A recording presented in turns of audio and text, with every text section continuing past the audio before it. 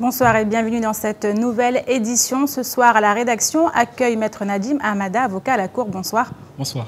Alors vous représentez la partie civile dans l'affaire dite de la tête de cochon. Le procès en appel a eu lieu aujourd'hui. Nous y reviendrons au cours de ce journal avec vous.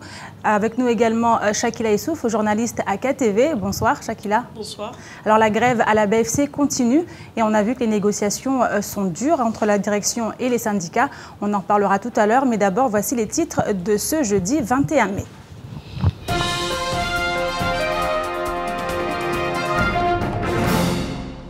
Qui aura le dernier mot?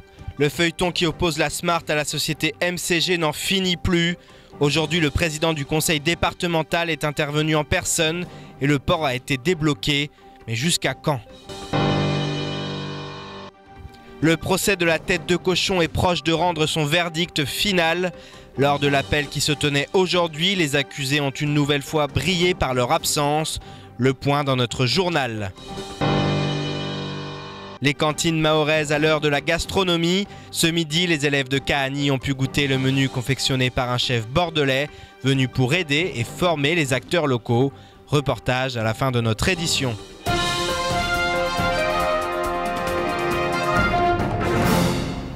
C'est un véritable feuilleton qui semble se jouer au port de Longoni alors qu'un troisième protocole d'accord avait été signé hier dans la soirée après plusieurs heures de négociations entre MCG et la Smart sous l'égide du président du conseil départemental. De nouveaux rebondissements ont eu lieu aujourd'hui. En effet, les manifestations de bonne volonté d'hier soir ont volé en éclats suite à l'intervention de la présidente de Mayotte Channel Gateway ce matin sur notre antenne. Les images signées Abbas Alidi et Leslie Viminé.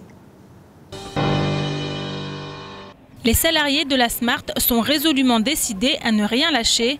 La Smart est et restera la seule société chargée de la manutention dans la zone portuaire de Longoni. Alors pour eux, hors de question de laisser la gestionnaire du port marcher sur leur plate-bande.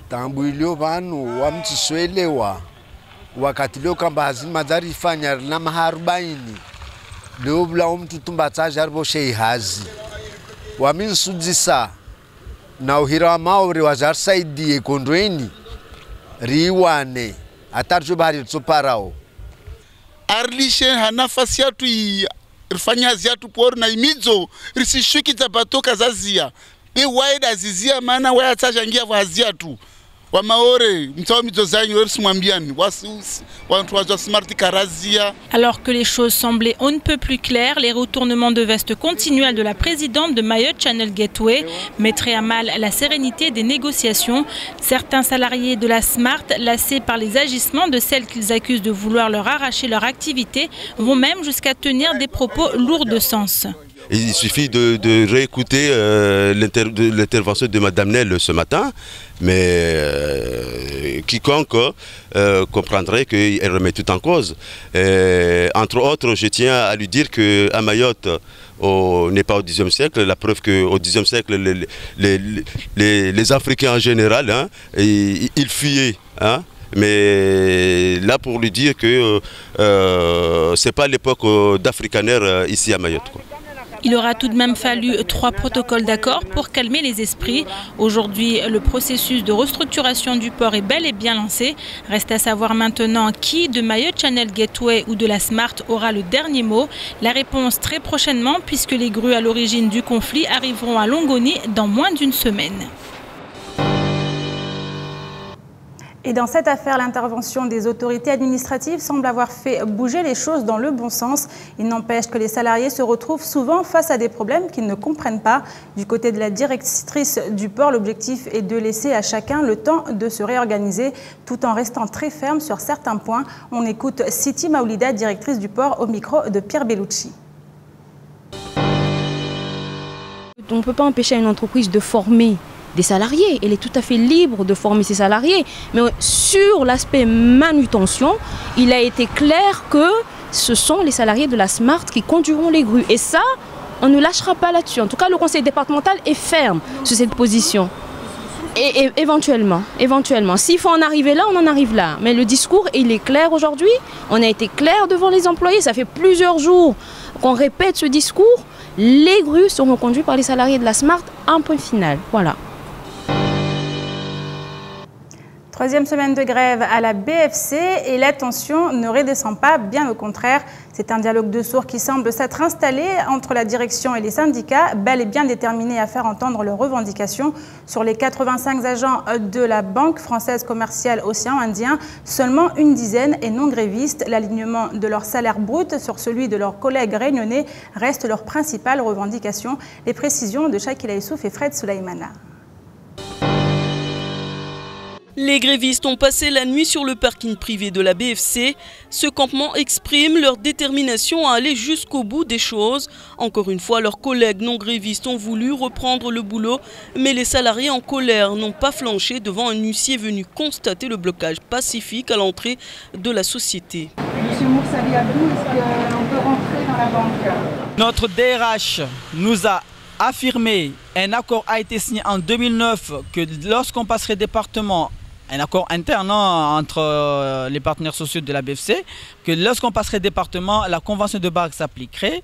Notre DRH a confirmé par un courrier en 2012 que la convention de banque s'applique.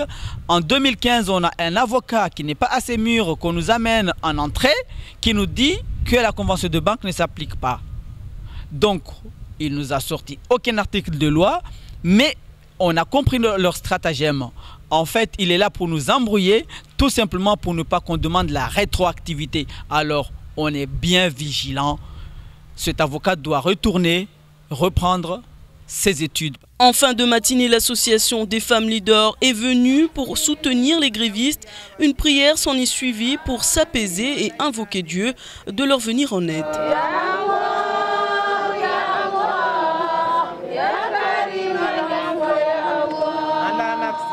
Qu'est-ce qu'on voulait qu'on dise?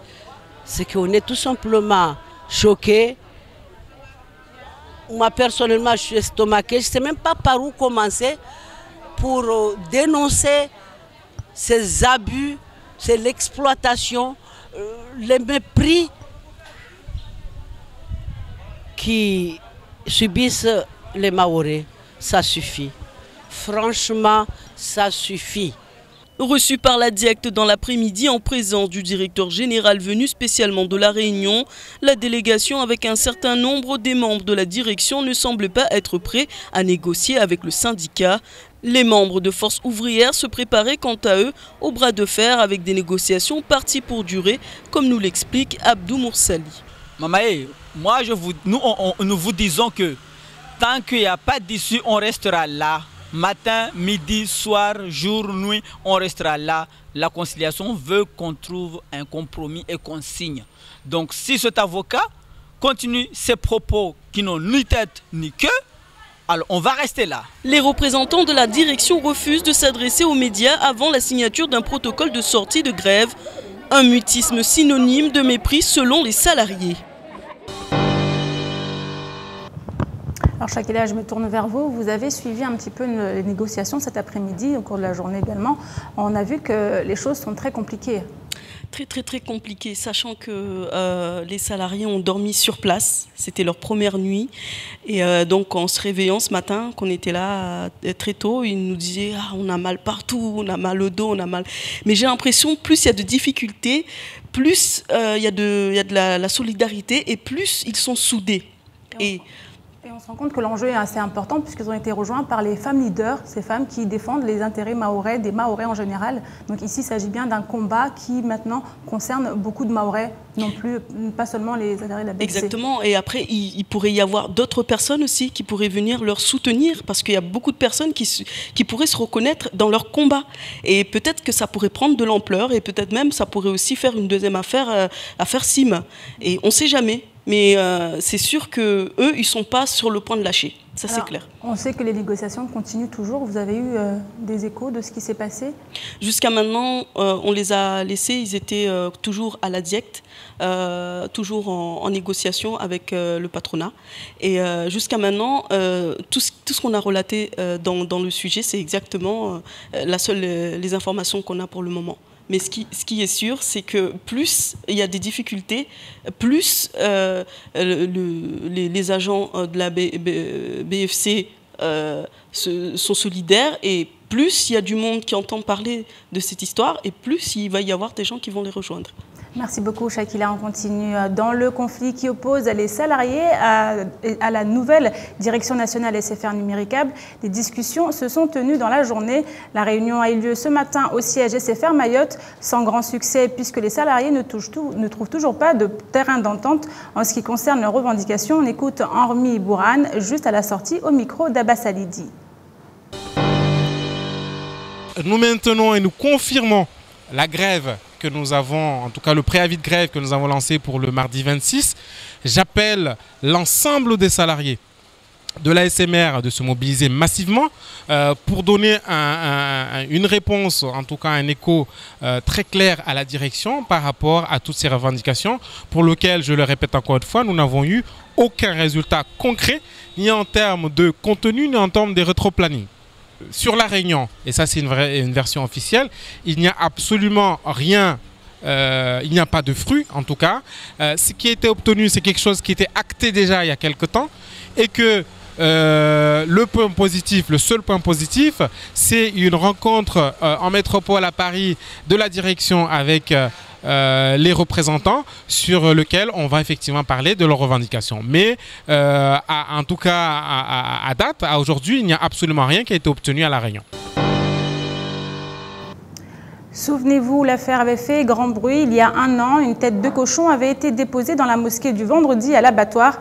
En première instance, 2 des accusés avaient notamment été condamnés à 9 mois de prison, dont 3 fermes.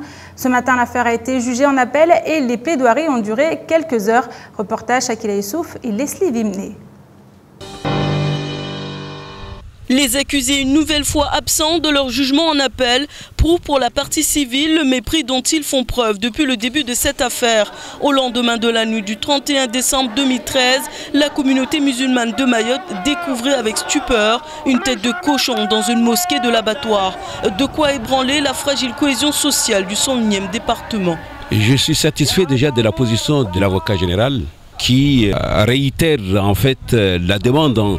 Je suis satisfait aussi de ses positions par rapport qu'on appelle à ce qu'on appelle la qualification, parce que cette tenue aujourd'hui, c'était beaucoup plus finalement pour qualifier l'acte de poser la tête de cochon à la mosquée de vendredi. Est-ce qu'effectivement il y avait là une provocation ou incitation à la haine ou un acte de violence? Reconnaître l'association chargée de la mosquée comme partie civile fut le deuxième sujet de débat de cette affaire. Et même si les accusés ont présenté leurs excuses à travers un courrier adressé à l'imam de la mosquée, cela ne suffit pas. Leur avocat espère néanmoins que ce mea culpa soit enfin accepté par les Mahorais. C'est un débat qui était effectivement purement juridique pour savoir quelle était la qualification à retenir, mais il ne faut pas assimiler ça à une contestation en tout cas et à un mépris des actes qui ont pu être commis, qui sont maintenant regrettés et dont il a été présenté des excuses. Et ça, c'était quand même important de le rappeler pour qu'il n'y ait pas d'amalgame qui soit en tout cas fait par rapport à la position de ces 3 prévenus. Une fois rendu, le jugement de la Cour d'appel peut confirmer ou rejeter le jugement rendu en tribunal de première instance. La qualification peut ainsi être changée, passant d'incitation à la haine raciale à violence morale. L'avocat de la partie civile estime de son côté que l'affaire est sur la bonne voie, même s'il regrette l'absence des prévenus. Il y a eu un débat dans ce dossier où les prévenus, c'est-à-dire le gendarme ainsi que son épouse et la personne qui avait reçu ces personnes à son domicile, qui indique que l'association ne peut pas se constituer partie civile dans cette affaire. Or, l'association, c'est elle qui gère la mosquée, qui paye l'eau, l'électricité, ainsi de suite. Et dans la mesure où on a jeté cette tête de cochon sur le parvis de cette mosquée qu'elle gère, donc elle peut raisonnablement se constituer partie civile. Après, la Cour va arbitrer entre s'il faut les condamner à une peine d'amende, de la prison avec sursis. Dans tout état de cause, ce qui nous importe, nous, c'est qu'on reconnaisse leur culpabilité, soit en violence à l'égard des musulmans, soit en provocation à la haine à l'égard des musulmans. Après le rappel des faits et la plaidoirie de chaque partie, les juges du tribunal de la Cour d'appel de Mayotte ont renvoyé le délibéré de l'affaire au 9 juillet prochain. Et même si l'histoire de la tête de cochon semble être un lointain souvenir dans la tête des Mahorais, tout le monde espère que ce genre d'affaires ne se reproduise plus. Maître Nadim Hamada, on l'a vu, vous représentez la partie civile dans cette affaire et on a vu également des accusés absents aujourd'hui. Est-ce qu'il faut voir en cet acte une minimisation de ce qui s'est passé?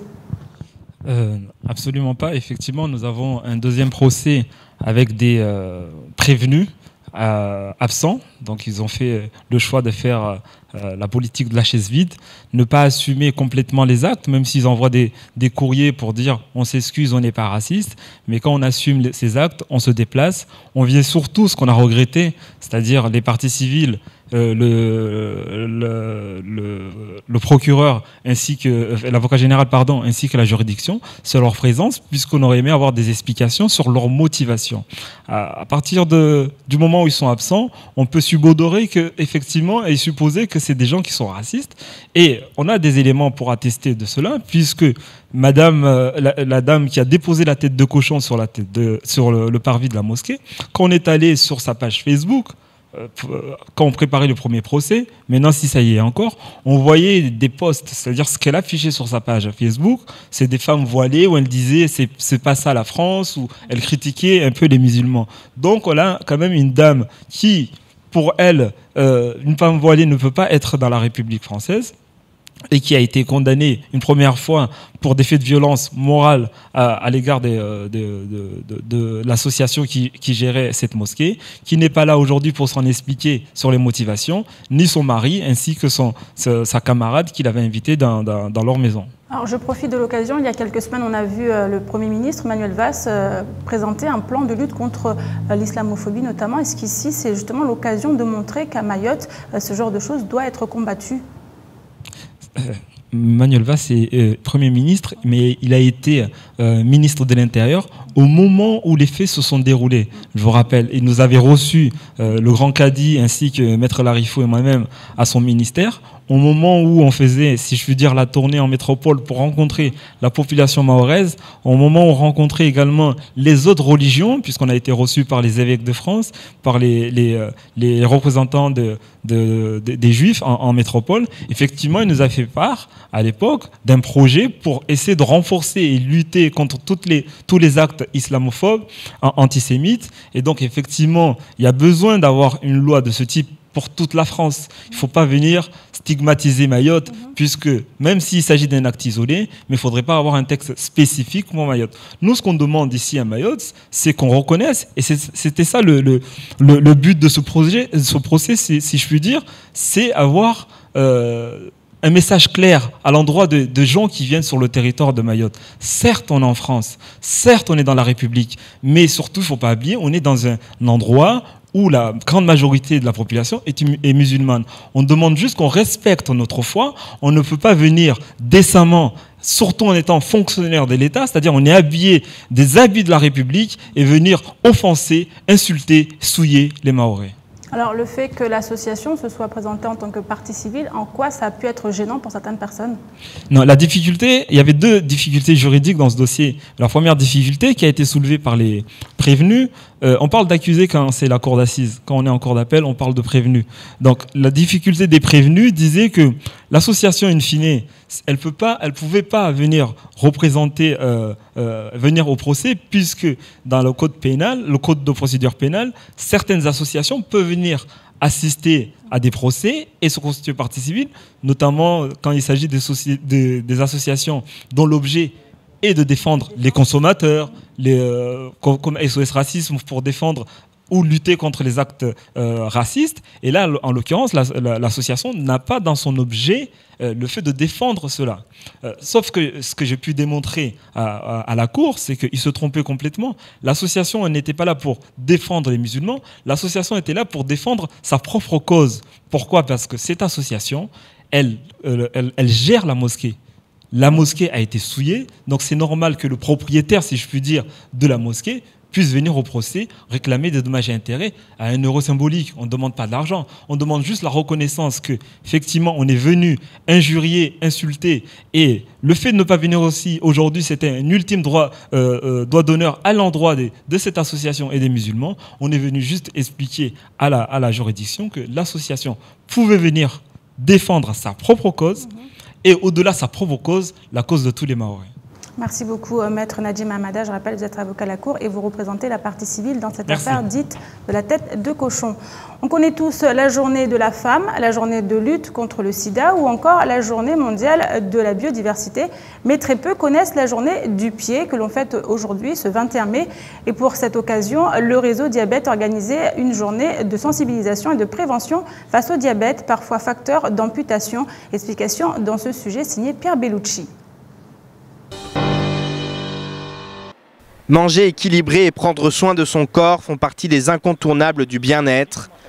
À Mayotte, l'alimentation est souvent trop grasse et prise en trop grande quantité. Dans sa lutte contre le diabète, Redia Bilang a décidé de profiter de cette journée du pied pour mener une action de prévention et d'information auprès de ses adhérents. En effet, le pied doit être chouchouté pour éviter des complications parfois très graves. Ça chauffe aussi? Ça chauffe ou pas? Par rapport au diabète, les complications qui peuvent apparaître au niveau des pieds, c'est surtout une perte de sensibilité. D'où ce petit test, le test au monofilament, qui permet de révéler s'il y a une perte de sensibilité envers la personne. Le grand danger de cette perte de sensibilité, c'est qu'elle s'accompagne d'une plaie. La personne ne se rend pas compte, elle peut se faire mal, ne se rend pas compte, et par conséquent, cette plaie peut s'infecter, et après, en dernier recours, ça peut aller jusqu'à l'amputation. Le CHM de Mamoudzou estime qu'une amputation a lieu chaque semaine pour cause de diabète. Une situation inquiétante contre laquelle le réseau lutte au quotidien en étant au plus proche de la population. Il n'y a pas longtemps que j'ai connu aussi le réseau.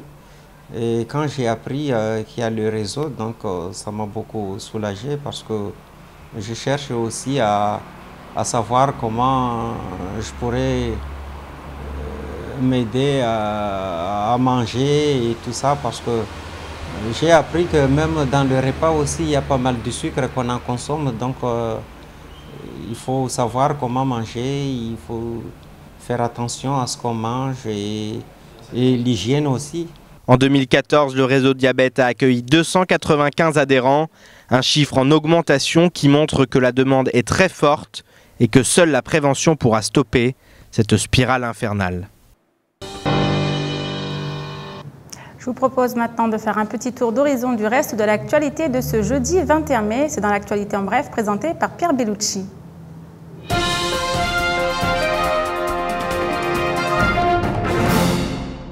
Le 12 juin prochain, le Premier ministre Manuel Valls sera en visite à Mayotte. Sa délégation est arrivée aujourd'hui pour préparer sa future visite.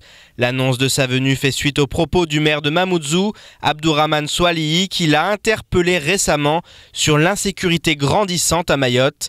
Manuel Valls sera pour l'occasion l'invité de la matinale de Kwezi et un temps de parole spécial Premier ministre est déjà prévu.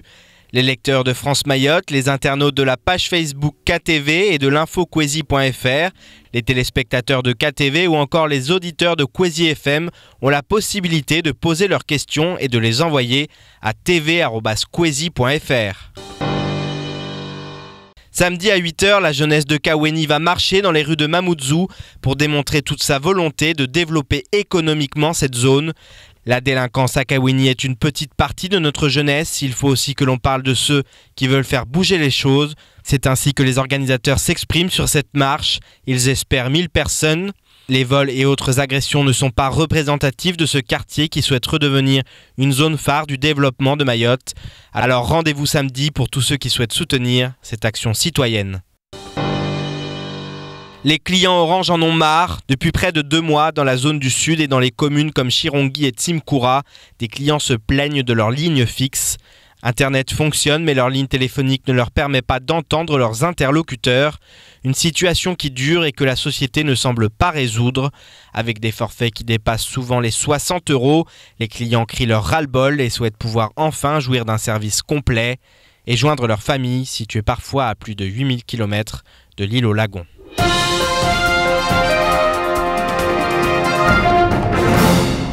À Mayotte, peu d'établissements scolaires ont la chance de posséder une cantine, un déficit qui pose véritablement problème pour les enfants et les parents. Seuls 4 lycées peuvent se targuer de nourrir convenablement les élèves.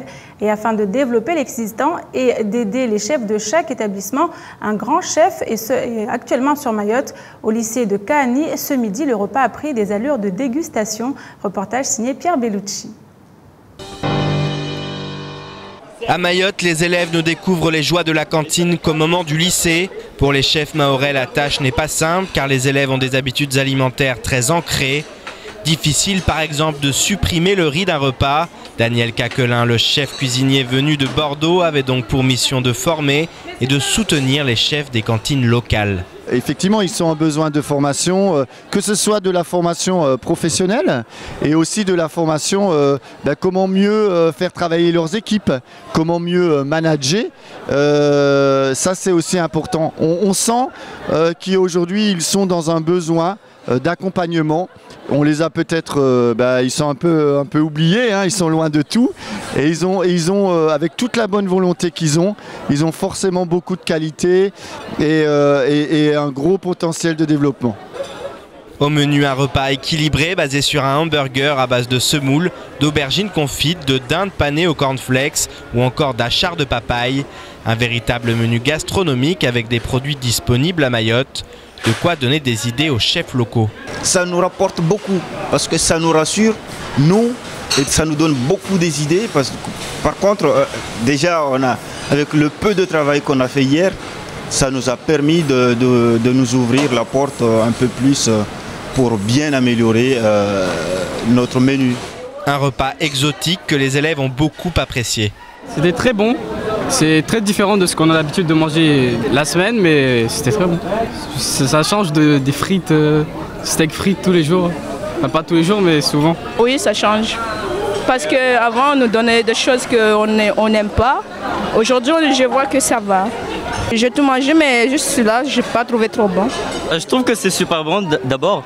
Mais pour les autres personnes qui n'aiment pas, c'est parce qu'ils n'aiment pas trop la nourriture des autres qui viennent d'ailleurs en fait. Mais moi j'aime bien, parce que j'aime bien manger. Effectivement, quelques réticents ont été dérangés par tant de nouveautés. Mon problème par rapport au repas, depuis hier, ils commencent à nous servir comme dans des restos. On ne veut pas être dans des restos, on veut revenir à l'ancienne dans les cantines. Il faut remplir ça là. C'est la quantité qui compte, mais pas la qualité. L'objectif de cette venue était de former et d'accompagner les chefs locaux, mais aussi de donner des idées de repas équilibrés. L'IREPS était en effet à l'origine de ce projet pour améliorer les repas dans les cantines existantes, en attendant que de nouvelles soient rapidement créées. À noter que samedi matin, des associations proposent une matinée culinaire dans le cadre d'un projet pour sensibiliser la population à l'équilibre alimentaire. Des plats locaux seront confectionnés et pour l'occasion, Daniel Caquelin sera présent. L'événement aura lieu à la médiathèque de Passamenti et sera suivi d'un fitness géant ouvert à tous. L'information vient de tomber, la grève à la BFC continue, donc les négociations n'ont donc pas abouti. C'est la fin de cette édition, merci à vous de l'avoir suivi, merci également à nos invités, Nadjim Ahmada et Shakila Issouf, journaliste à KTV. Dans quelques instants, Ornella Périne nous présentera la météo, elle sera suivie à 19h35 par l'invité du temps de parole, Ahmed Atoumani Douchina, conseiller départemental de Boni. Il était ce matin au micro de Patrick Mian que vous retrouverez demain dans la matinale. À 6h30, il reviendra sur la grève des salariés de SFR en compagnie d'Henri Bourane, délégué syndical CFDT. À 7h, la parole sera donnée à Bourane Alaoui, président du conseil portuaire, qui parlera de la situation au port de Longoni. À 7h30, El Mamouni Mohamed Nassur, porte-parole des caddies de Mayotte, reviendra sur l'affaire dite de la tête de cochon. Puis à 8h, c'est Eric le Loup qui viendra vous proposer une balade en moto sur les routes de l'île Hippocampe. Il vous reste donc encore quelques heures pour préparer vos casques et combinaisons de motards. En attendant, je vous souhaite une excellente soirée sur KTV.